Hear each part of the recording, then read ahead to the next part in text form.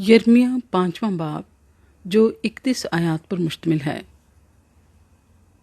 यरूशलेम का गुनाह। अब यरूशलेम के कूचों में इधर उधर गश्त करो और देखो और दरियाफ्त करो और उसके कूचों में ढूंढो, अगर कोई आदमी वहाँ मिले जो इंसाफ करने वाला और सच्चाई का तालिब हो तो मैं उसे मुआफ़ करूँगा। और अगरचे वो कहते हैं जिंदा खुदाम की कसम, तो भी यकीनन वो झूठी कसम खाते हैं। आए खुदावंद, क्या तेरी आंखें सच्चाई पर नहीं हैं? तूने उनको मारा है पर उन्होंने अफसोस नहीं किया। तूने उनको गारत किया पर वो तरबियत पजीर ना हुए। उन्होंने अपने चेहरों को चट्टान से भी ज्यादा सख्त बनाया। उन्होंने वापस आने से इनकार किया है। तब मैंने कहा कि यकीनन ये बेचारे जाहिल हैं, क्योंकि ये खुदावंद की राह और अपने खुदा के अहकाम को नहीं जानते।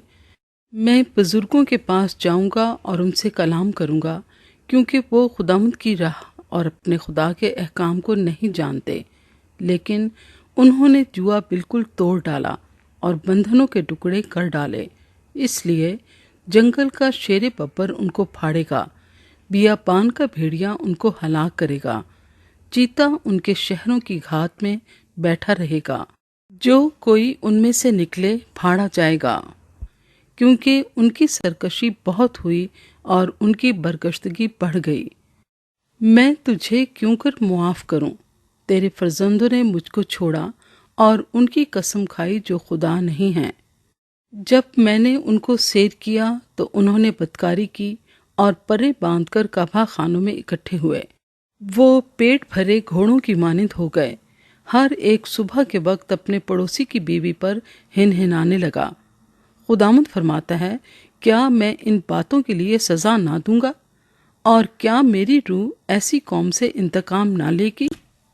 उसकी दीवारों पर चढ़ जाओ और तोड़ डालो, लेकिन बिल्कुल बर्बाद ना करो।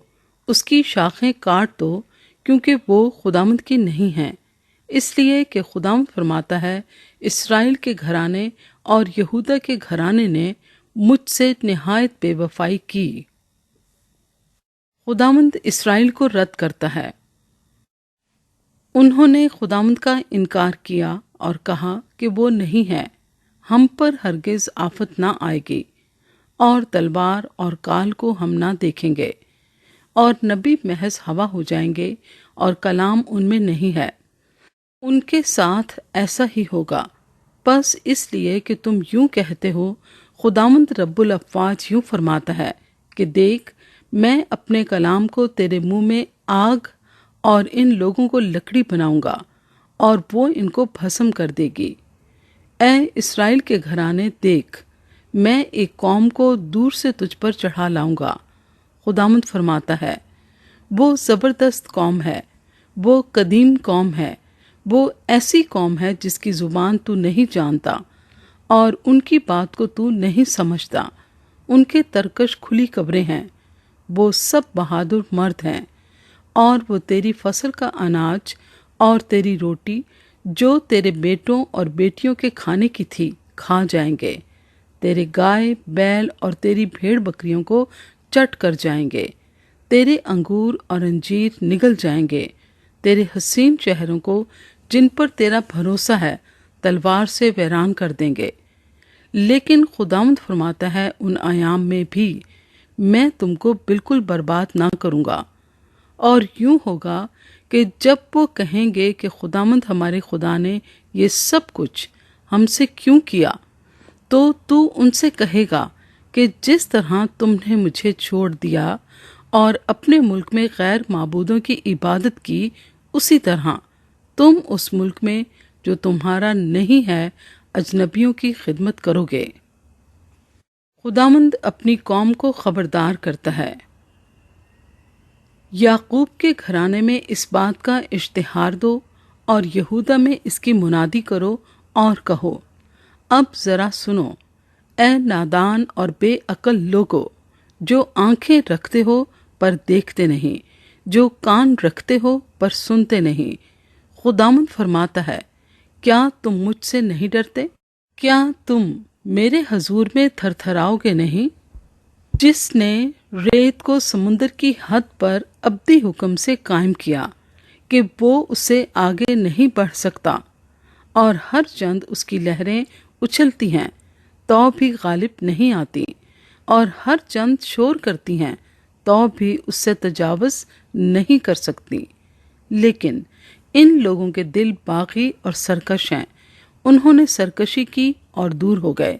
उन्होंने अपने दिल में ना कहा कि हम खुदावंद अपने खुदा से डरें, जो पहली और पिछली बरसात वक्त पर भेजता है और फसल के मुकर्ररा हफ्तों को हमारे लिए मौजूद कर रखता है।